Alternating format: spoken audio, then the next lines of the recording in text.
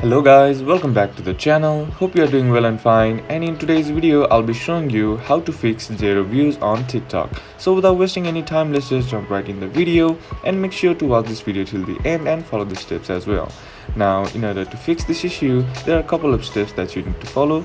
The first step that you need to do is open up your TikTok app, and once you open it, tap on your profile icon on the bottom right corner of the screen, and once you're inside, select any of the video that has zero views. Now on selecting it, you'll have these four icons on the right hand side of the screen. Simply tap on the three dot icon, and once you tap on the three dot icon on the bottom bar of the icons, simply swipe to the right and then tap on privacy settings.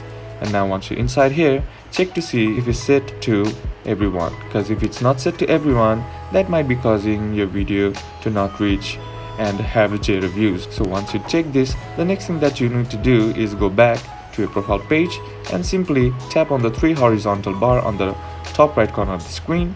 And once you're here, tap on settings and privacy, and inside settings and privacy, simply tap on privacy, and here check to see if this private account option is toggled on.